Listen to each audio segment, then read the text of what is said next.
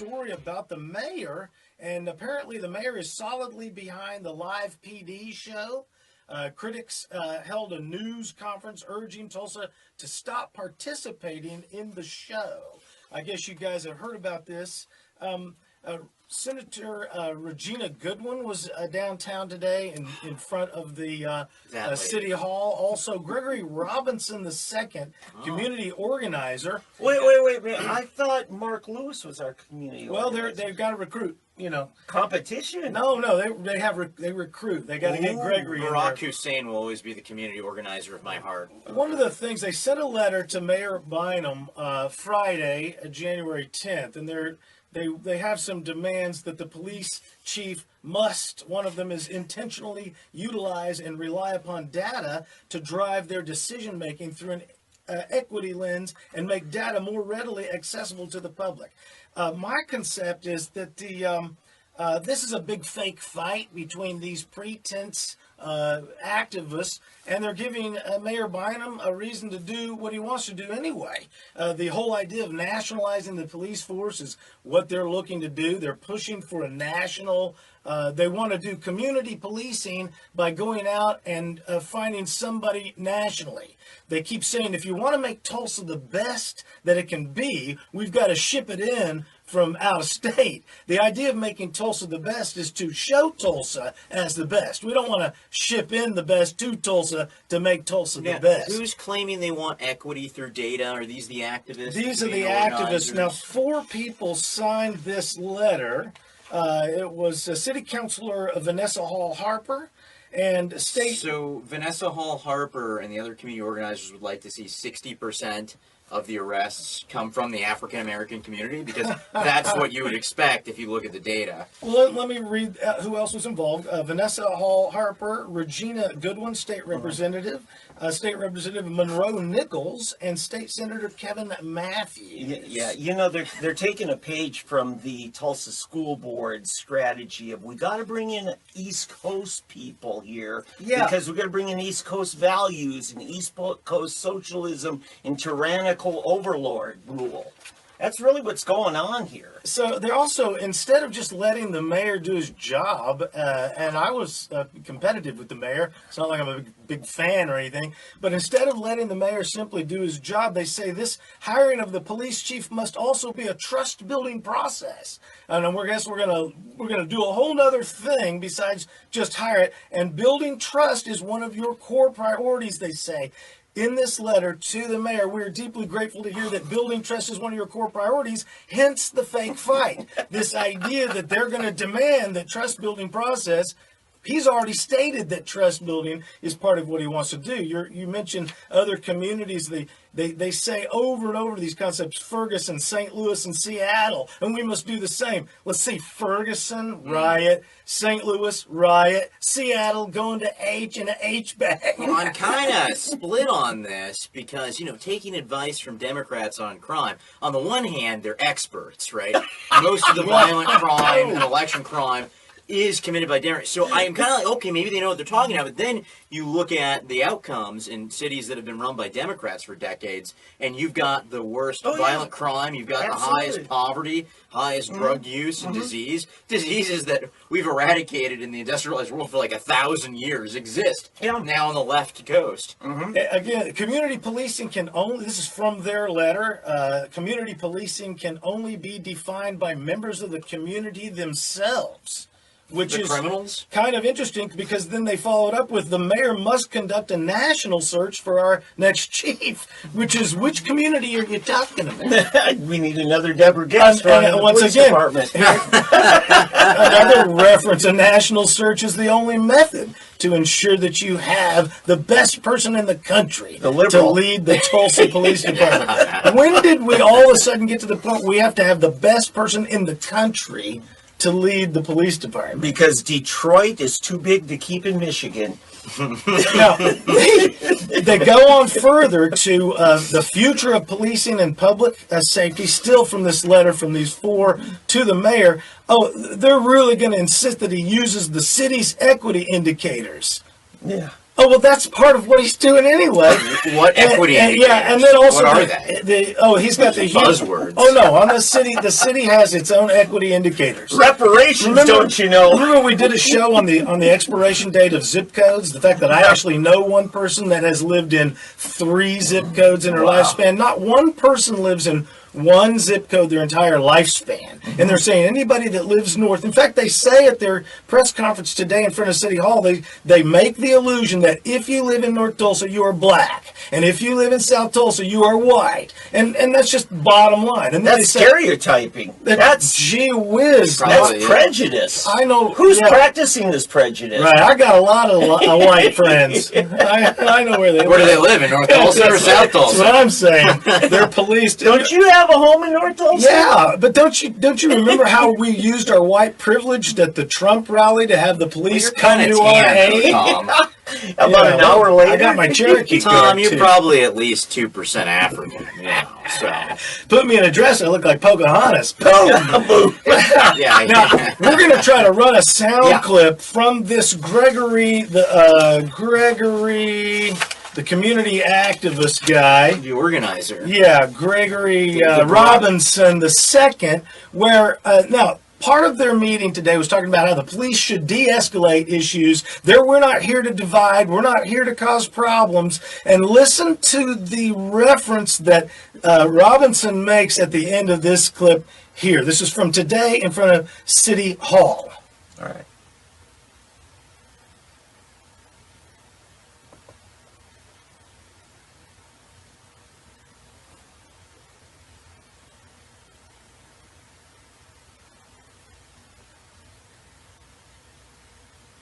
I hope there's actual audio.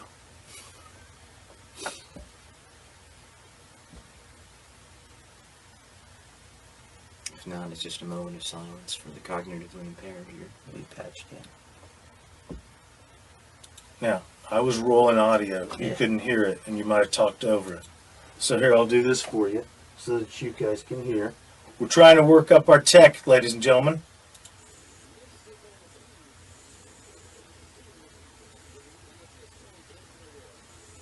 Now, he's talking to police officers about police officers. He said, lipstick on a pig is still a pig. Now, a pig reference is typically a slanderous term towards police officers. That's right. I don't think that's de-escalation. Blue Lives Matter. Also, they're conflating you know how they use these terms about climate change, where that's a redundant term, and then they'll say things like a food desert, which is an opposite term. Well, here's what they're saying now. They're going to reject. They want the police to reject the warrior stance in favor of a guardian stance. Now, if you're protecting your loved ones with violence to protect your loved ones, are you a warrior or a guardian? The answer is yes, you're both. Yeah. The idea that they would suggest that there's a difference between warrior and guardian is a ridiculous redundancy. I can't even go there, Tom, because I'm just thinking about all the clinically and morbidly obese people that live in these food deserts. Yeah, well, can't get over it. There's a food Uber, too. You can have them come right to you. Yeah. All right. Anyway, that's the big story there. There's a great story that Kevin Canfield from Tulsa World put out on this thing, so you should check that out. Once again, if you're just tuning in, Tom McKay, your host with 3D Politics, David Van, SoonerPolitics.org, and David D'Ambroso at Dave D'Ambroso on Facebook. Once again, if you're just tuning in, Tom McKay, your host with 3D Politics, David Van, SoonerPolitics.org, and David D'Ambroso at Dave D'Ambroso on Facebook. You want to go to that Iran story now? I call it Iran. We do have this. Yeah. Okay. He's biting nails. Let's go. Okay, let's do it. Now, I've never had a hard copy of an article yet, and I couldn't wait to slam it on the table, and I hope that's really just popping, you know. Come on, Alex. I've got it here. It's evidence, right? This occurred. It's on paper. Well, I mean, essentially just setting it up, we know about this airliner that was shot down in Tehran. So at first there was a mystery as to how did this plane come down. Well, now we know officially it was the Iranian government. And you have a theory on that, David Van. What do you think happened? Well, this morning they admitted, oops, it was a mistake. They admitted what we all suspected. Yeah, Sorry. Yeah. And, Trump is going to say what he suspects, but if he's got inside information, he's certainly not going to say, we know, because you'd rather them not know that you know. This is one of these accidents like, if you accidentally wander into a supermarket and shoot 7 people. The thing is, really, even with binoculars, you can tell the difference between a 737 and a military I don't think they're aircraft. looking. I think they're looking at a radar. The radar is even more specific. Wait a minute, no. IFF indicators, all kinds of indicators. Okay. Even if you're firing a shoulder-fired missile. Time for a little humble pie here. They're indicators. In 1987, American forces in the Persian Gulf did shoot down an Iranian passenger plane, killing everybody on board. And what did we say? It took us a long time, but we said oops. Okay? So we've done what they've done. It's an oops. It's a screw up. We paid reparations. What I want to know is, are the Iranians going to pay reparations to Ukraine and to Canada? Yeah, I guess from the standpoint that they're quite a bit behind us technologically, I guess you could make some kind of understanding to say that I suppose mistakes could happen. These were Russian systems they were using. From what I understand, you're slamming Russian electronics all of a sudden? I'm just speaking the facts, folks. Well, so I think there's one thing when a plane is maybe 30,000 feet away from you. Way up there. Yeah. But when one of them's taken off from your civilian airport, and it just took off, it's one of those things. They were panicked from all the other incoming. And Tom, thank you. That's a good distinction, because our ships, both merchant marines and our military aircraft, were under continual sporadic assault coming from Iran as we were floating through the Persian Gulf. Okay? So when we see this thing on radar coming out of there, flying directly at us, we don't know what it is at that point. We did shoot down a civilian airliner, but at least we had an excuse. Right. Unfortunately, with the Iran thing, we were not firing any incoming missiles. Oh, in fact, Trump had called for a no-fly zone. He says, you know what? Any plane goes up in the air is in danger right now. Right. So Trump was showing more consideration for the people than the Iranian government. Well, that's not a shocker, but still, I mean, it's quite an amazing mess up to think that a civilian aircraft taking off. I mean, it just was it about 2 minutes after it took off? So this one, real quick. So you look at the vector, like, hey, this is at our airport. This is, you get all this information on the radars. How fast is the object traveling? Yeah. How big is it? What is its? What's the IFF reading? All these things. You have to make so many mistakes to shoot off a plane that just took off that it's kind of hard to believe that it's a mistake. But I suppose anything's possible, and really, we'll never know what happened. I can't even get no pickles on a number 12 at the McDonald's. I mean, I think it'd be easy for them to shoot an airplane down when they're panicked and incompetent. Well, and let me tell you, my brother worked for, he was in the Air Force, babysitting missile silos in North Dakota during the Cold War. There's nothing more boring. I would think sitting at a radar and just staring for hours, and all of a sudden, here he comes! Right. Here it comes, moving slowly away from our civilian airport. There, we better get it. It's going at 1/3 the speed of a tactical bomber away from us. Let me tell you, the guys who babysit missile silos in North Dakota, and they're still there. Cold War's over, but we're still there. The Air Force trains them to be paranoid as all get out. Sure. You're out rabbit hunting, and you come anywhere close, and it's guns drawn, because they have been trained to assume that you are a Russian infiltrator. Yeah, haven't you ever been hovering Better over safe than sorry. over a link, over the heat-seeking finger pad, and your finger just kind of drops down. You accidentally hit the nuclear link, and you're like, oh, I think I just shot down an airline. It's kind of like that. It's like, ooh, I accidentally turned both keys at the same time. Yeah, like, how did you do that? Yeah. Well, Yeah. I mean, Press on the brake instead of the. it is a great tragedy. 176 people dead, and these things happen. There was that Malaysian. Remember, after in 2014, that flight 370 disappeared over the Indian Ocean. We Was still it don't know about 371? maybe. You guys can argue math. I just razzing him. How do you remember these numbers? The point was that plane was a Malaysian airliner, Yeah. but then not too much longer after that, right? Another Malaysian airliner was flying over Ukraine, Yeah, and it got shot down. sure did. And that it's just such a huge tragedy, but it's kind of more understandable when it's outside of visible range. Yep. And it's over a war zone. And I was thinking at the time, not knowing much about it, what in the world? Why would a civilian airliner, why would your path even be over an active war zone? Yeah. So, just a great tragedy, and goodness. Now, this was, let's look at this in the broader concept of all these events that happened just within a few days. We killed the number 2 military guy in Iran, right?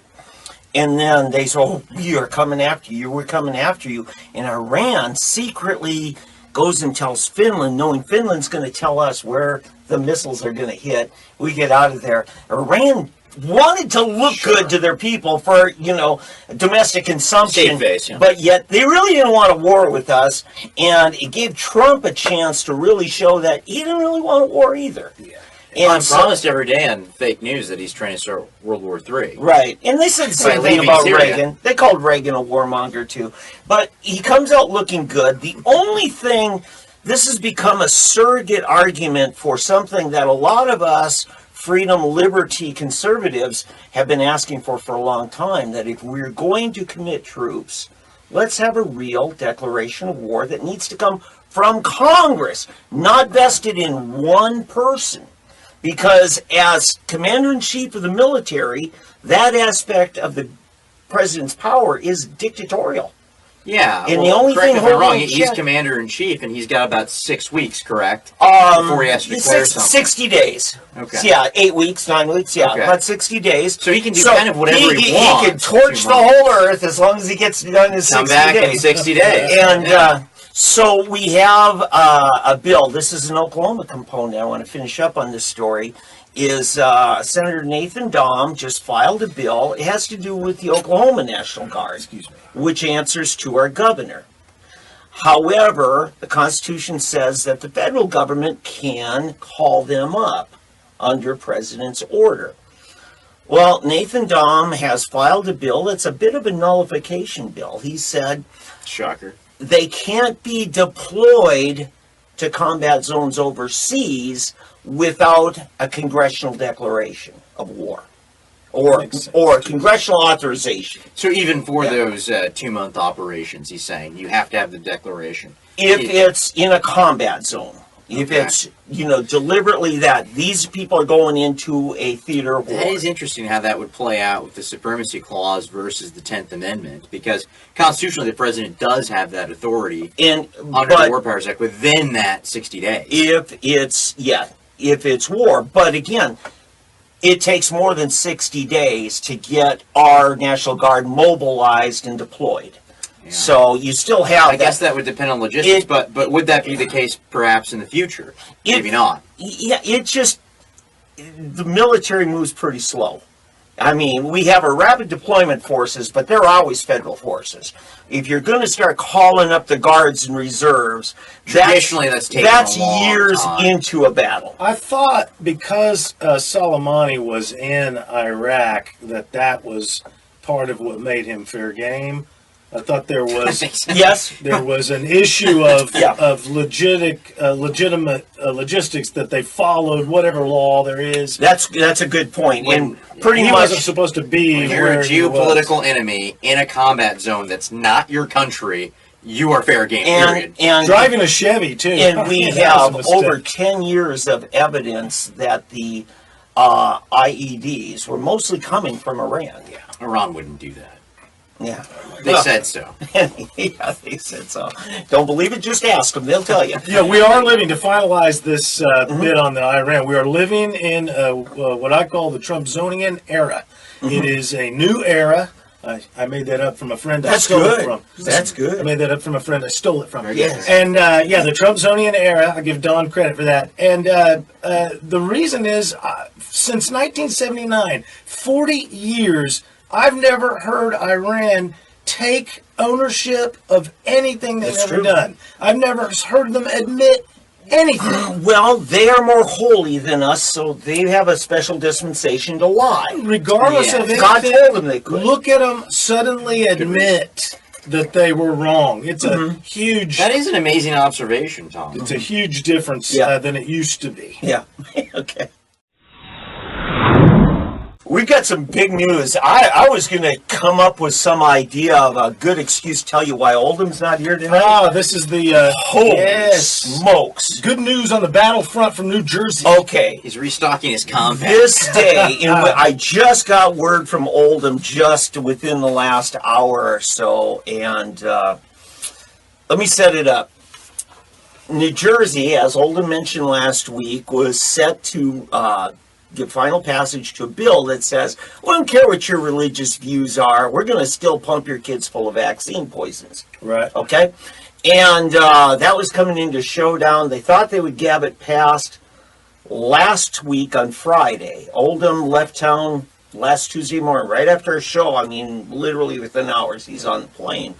And he's been over there fighting this thing at the New Jersey State Capitol in Trenton. Well, Friday, logjam kind of broke. They got the final senator to come on board. You know, it was a Republican for this Democrat leadership bill. And so he said, okay, Monday we're going to have the final vote. Well, Monday came. Let me tell you, Del Bigtree with Highwire News. Del's been here in Tulsa. He's been all over Oklahoma and has helped organize people for vaccine choice here.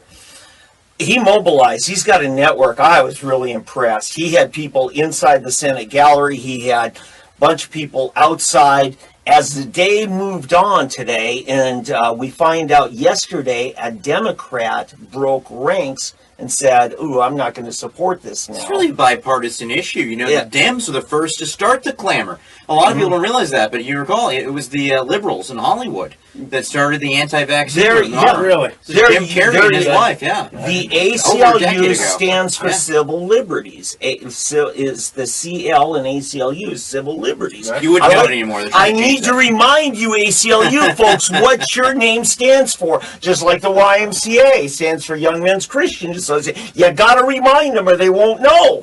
But let's get back to the story. Only explanation. So as the day goes on, the Senate is, working behind the scenes. Senate leadership, he's gabbling everything in because, get this, today is the last day of the legislature.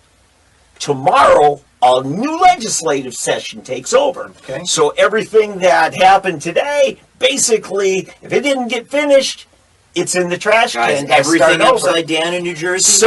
So anyway, as the afternoon goes on, it's getting so loud outside that from the Senate gallery, I'm listening to their input, and you can hear the rumble from outside. They got bullhorns, they got drums, they got all this stuff going. By 3:30, it was about 6,000 people outside. Wow. By 5 o'clock, there's over 10,000 people outside. And they finally, they called for recess of 15 minutes, waiting for some bills to come over from the other chamber. Well, an hour and a half passes, and you can see the Senate president, with his pot belly, suspenders, and tie. You can pick him out of a crowd, and he's going all over, twisting arms. Finally, he's looking dejected, and he comes back in. They run 3 other bills, and they shut it down. And the place went nuts. People were starving. They were cold. They hadn't had anything to eat. I don't know where they went to pee, but we won't talk about that. But well, you said it's New Jersey, right? yeah. So So really anywhere. anyway, what ends up happening then, people are hungry. Well, there's people all over the country. I'm watching this live feed on Facebook that Highwire's doing, Del Bigtree. I ran on Sooner Politics, and then we've got a 3D Politics Live Facebook page, so you guys can find it right there. In this article, well, he's talking about it. There's all these people, all of a sudden, pizza delivery starts showing up from everywhere. Nice. Without even a comment. People who couldn't make it there started calling local pizzerias, send some hot meals down there. Nice. And there's crowds. I mean, it's 10,000 people. And back of the crowds are coming up, and they're just passing pizza boxes up over the arms of the crowd. Keep passing them. And this is just, spontaneous. Right. So we're watching all this, and I'm talking to Liza Greedy on there on Facebook, different comments. And she said, this is brilliant, organized protest. I am learning a lot. We've got some things to learn. This was textbook grassroots. That's a humble activism. lady, because she's executed some phenomenal Yes, she grassroots has. campaigns here. Yes, I she mean, has. she's deciding who But- gets elected in many races. Yeah, That's how powerful her activism is. She's Brigadier General of the Mama Bears. There you go. That's our Liza. So when Oldham finally gets a chance, he sends us this. He says, "We won!" Exclamation point. The bill is dead. The pro tem went to the media and said he was calling a special session in the morning. Well, okay, we'll see what he does. Yeah. But he needs a quorum of 30 and 21 votes to pass the bill. Unless 9 senators who voted no show up and grant him a quorum, this is a done deal, and the Assembly is not going into special session. So the bill is dead. That's what our David Oldham worked on this Nice week. job. That's where he's at, fixing problems in New Jersey. Yeah. Now, next week, get ready. Oldham's going to have a lot to share. Good. He can tell us some of the ins and outs of Yeah. how it worked to their advantage this Yeah, and you know what? Del Bigtree said, in liberal New Jersey, if we can muster the forces for individual choice, and you've got to be bipartisan, because you've got Democrats who believe in civil liberties just like the rest of us, and we got to honor them. You make your coalitions wherever you have opportunity. But he said, if we can do it in this state, we can do this in any state. Hey, if you're just joining us, we're talking about David Oldham, the one David who's not with us, works with and for constitutional grounds. I've also got David Van, Sooner Politics, and David D'Ambroso at Dave D'Ambroso on Facebook. Yeah. Yeah. We have, what's coming up now? Well, I do have Crop of the Drop, and then... Crop of the Drop is coming up later. Okay. I got to interrupt you because we got some breaking news. Let's do it. Wait a minute. What I meant to say is I have court court updates. Court updates at some time, but we got a breaking And news. Crop of the Drop Yeah, later it tonight. looks like Governor North, remember, make the children comfortable before you murder them. Oh, after yes. Governor. Virginia. And Mr. Blackface in Virginia. Miami, yeah. Mr. KKK Blackface. And we know what's funny about that story, too. He loved to dress up in blackface. He was known as that guy. That was his shtick. Like, oh, there's Northam in blackface again. And, of course, a Democrat. Of course, he wants to murder children and ban your Second Amendment property rights. They have withdrawn their bill banning semi-automatic weapons in Virginia. Wow. It is withdrawn. They were no longer going to vote on it. David Oldham, way to go! Wow, you're on a roll. He's on a roll. Man. This is good. Victory. Start working on truancy laws, because we got to get those out. Well, I mean, the thing is, a lot of good people showed up, and really, it's not the split you think. You look at the map, that's closer to the kind of contest we're looking at politically. 98-point-something% of the United States geographic area votes conservative, votes for property rights, votes for the Constitution. Right. It's less than 2% of our geographic area that is responsible for the liberal agenda. And even in states like California, you'd be shocked how much conservatism is there and how much people are waking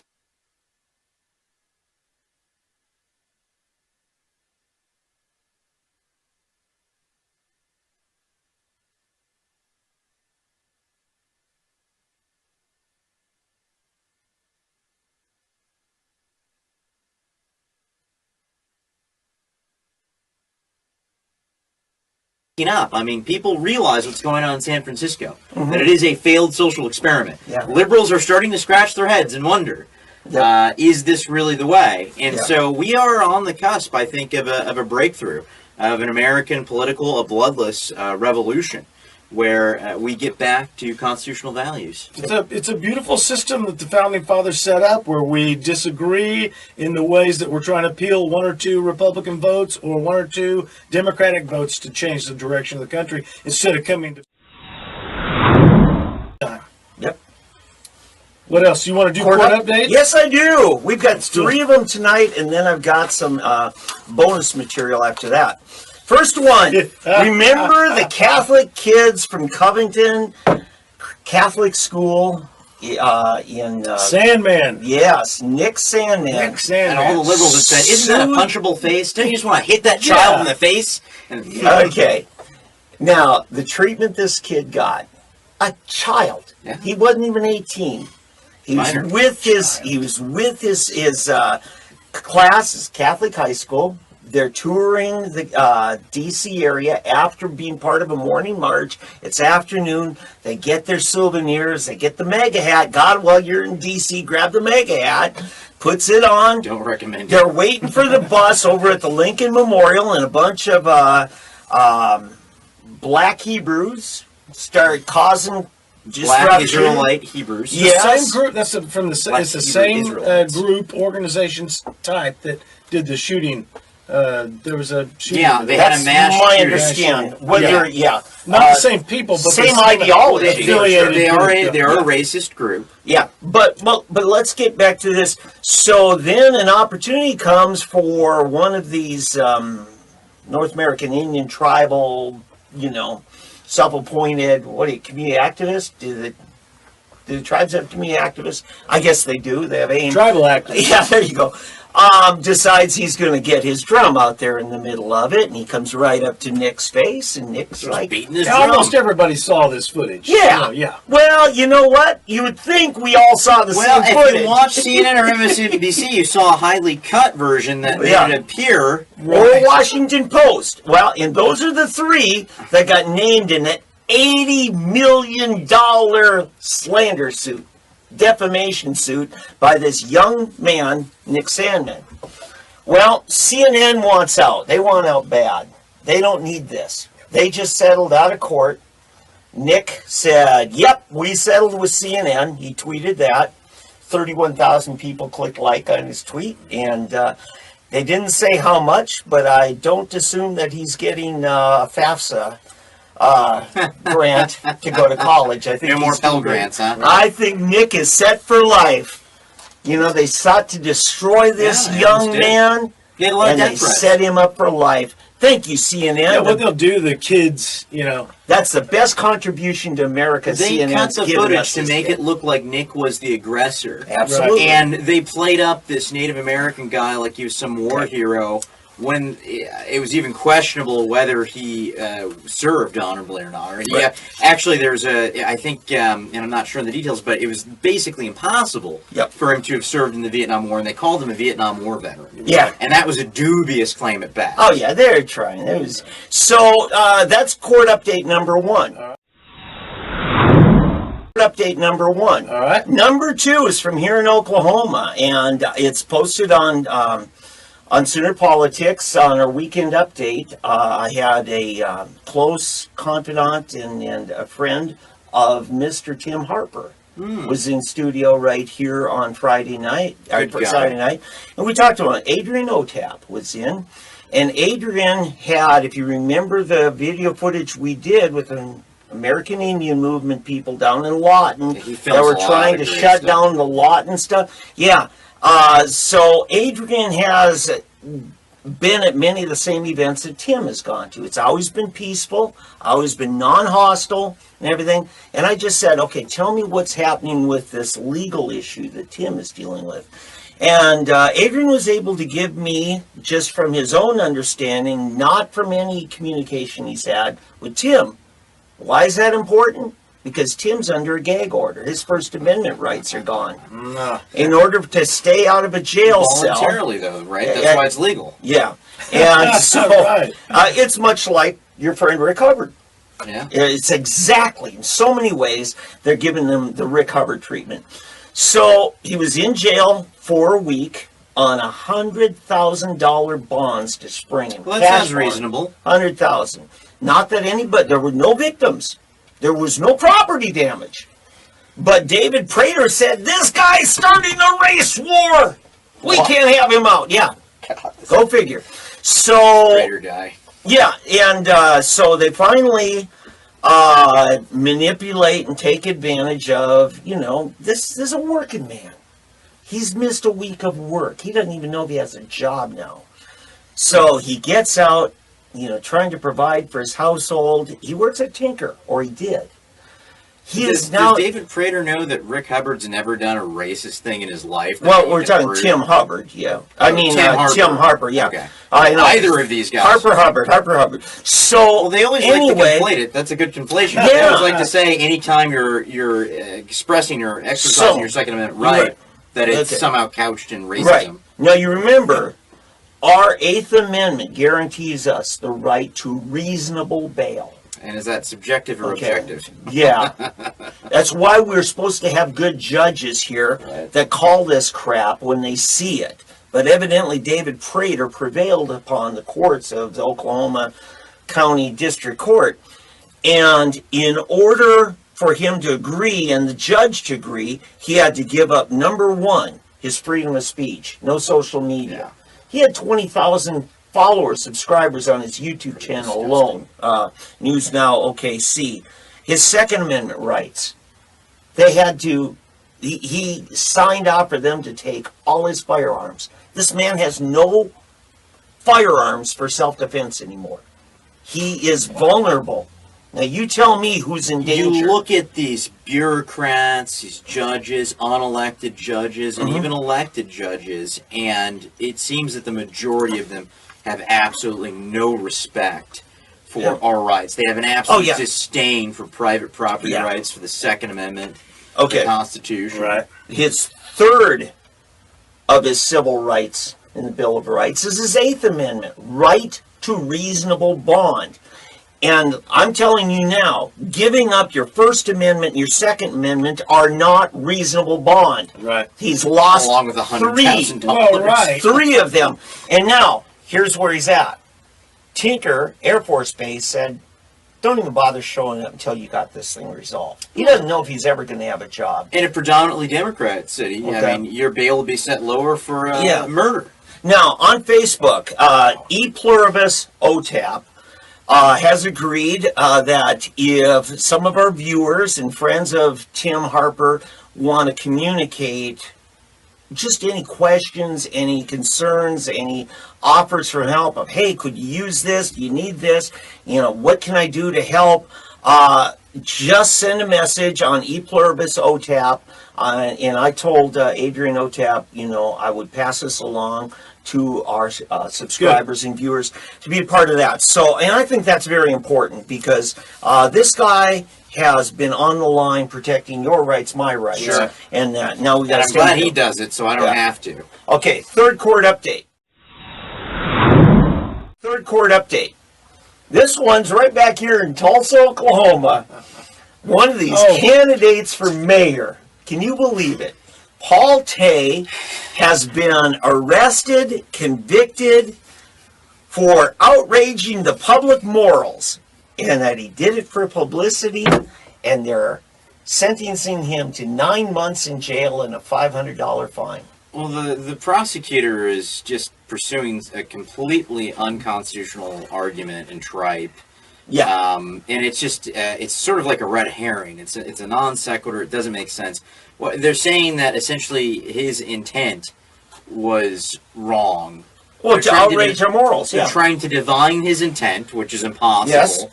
And then they're saying that he requires some kind of reason they approve of to express his First Amendment right. Oh, yeah. I mean, both are ridiculous. They don't agree with your reason, then your free speech doesn't matter. Now, first of all, I'll have to say, I just don't agree with Paul Tay in a whole lot. I don't like what he was doing. I think it's ridiculous and insane. Yeah. But under the Constitution, he has an absolute right to do what he did. Yeah, well, unoffensive speech doesn't need a First Amendment protecting it. right? It's offensive speech. Here's how I put it, and I posted this up on 3D Politics. I said, well, sadly, the Tulsa District Court is playing right into Palte's hands again. Palte's outsmarted them again. Paul. This genius nutcase will likely win That's a stretch. a landmark ruling in his appeal, and he needs to appeal this because this law is so horribly vague and arbitrary that it was used 50 years ago to keep black men from dating white women. That's not arbitrary. No black man 50 years ago stood in traffic with a plastic dildo saying, you know, the things that... That's the history they taught you, Tom. No. That's right. My white privilege education. Now, and I talked to Al Gerhardt, Sooner Tea Party. And Al loves Paul. Yeah. Paul and Al are great friends. I don't They're very close. Let me say this. Very close. Al said when he was charged with all this blackmail of a state senator and they were trying to get him on wire crimes and everything, well, they were trying to plea bargain with him. And this was David Prater. His people plea bargaining. Take just one of your fingers, And Al. you know what they offered him? They offered Al Gerhardt, we will drop this down to one charge, outraging public morals. That's what they got Socrates on, too. And Al said it to me this way, and I thought he had some good insight. And Al's got a lot of friends in law and officers of the court. He said, when they don't have a good case on a specific law, and by law I mean it says you can't, expose your genitals. That's a specific thing, right? This is their catch-all thing that they only use in plea bargaining because they never bring this charge to a jury trial. The reason is there's a high likelihood if it ever gets put to a criminal case, it will likely be overturned as unconstitutionally vague. Or the Supreme Court. So Paul may become legendary. He's already legendary. Yeah. He's the most famous Olsen on the internet. Well, next to Biker Fox. No, look at Paul Tay's video on YouTube. I didn't know you knew Biker. Biker Fox is pretty famous. Biker. He looks like Benjamin Franklin I with was sitting wreck. form-fitting biker clothes. After he wrecks, people come to his rescue. He says, "No, that was a stunt." But YouTube Paul Tay debate, Tay. I think he's got millions of views on this. But how do you even compete against this guy? He's a genius, Tom. I don't know that you should run against Tom, him. if this show doesn't work, I want you to go back into stage productions, bring out your obnoxious party guests, and for intermission, we need to do a stage show dance-off between Paul Tay and Biker Fox right there at Kane's Ballroom. I'd rather have a bike race. Keep going, guys. Keep going. All right, what were you saying? I was saying Paul Tay has a flaw in his marketing model. His price point is way too low. Yeah. So, for $1, you're never going to make it on a buck. Yeah, I know. Okay, but those were my 3 updates, and I got this thing about, you heard of trick or treat. Have you ever heard of bicycles or baseball bats? Oh, yeah. I heard this is the bicycle baseball bat beating. You right? snap people, right, with a tasty, a delicious, irresistible bicycle. No, so hold on. I'm not done with the Paul Tay thing. Because first of all, you promoted last week that he was going to be at this marijuana debate with a table set up front. Yeah, that's next Tuesday night. We'll be there. Next Tuesday night. We're going to be there for this marijuana debate. Will he have an ankle bracelet on, or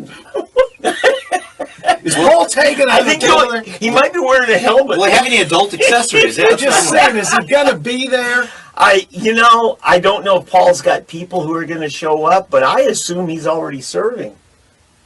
I think he's already serving at the David L. Moss service. He doesn't service. Okay, I walked into that. Okay, so now the other thing about the Paul, so I don't expect Paul Tay in person at the marijuana debate. I doubt it on Tuesday. But when I was talking to some of the lawmakers, I said, look, we have to plan for him to be there.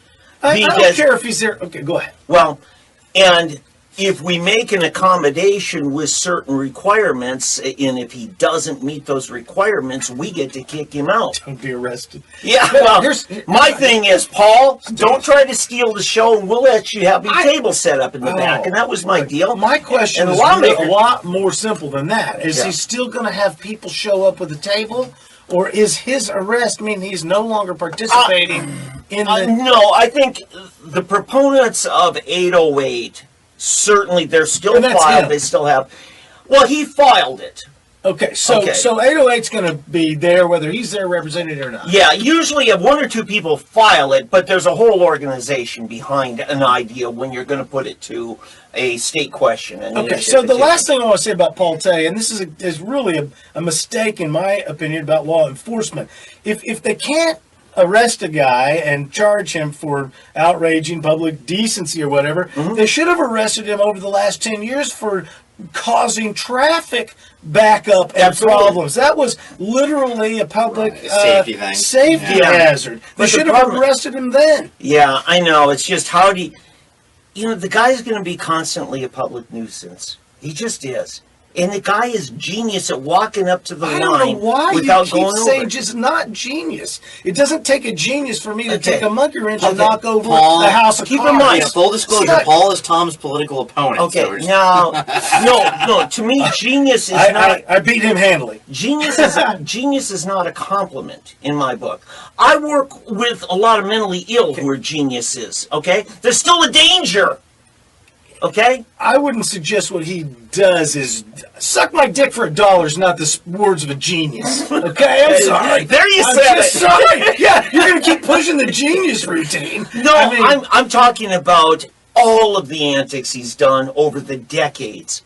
He has been really good at just bringing it right up to the edge of the cliff without that thing that I mean, ends he's him an instigator. being down in Big He's Mac. like a You know? professional All right. instigator. Yeah. So yeah, there's I problems. totally disagree. I mean, you know, Well, He does seem to be unstable and any- very thank you. difficult to But work see, with. you can have a genius who's very unstable, Yeah. and I think Paul He's the Tay opposite is of the that president. he's the illustration in the dictionary. stable He's a genius. very unstable. Unstable genius. Yes. Yes. Unstable genius, Paul Tay. Stable genius, president There Trump. you go. There Yeah. you go.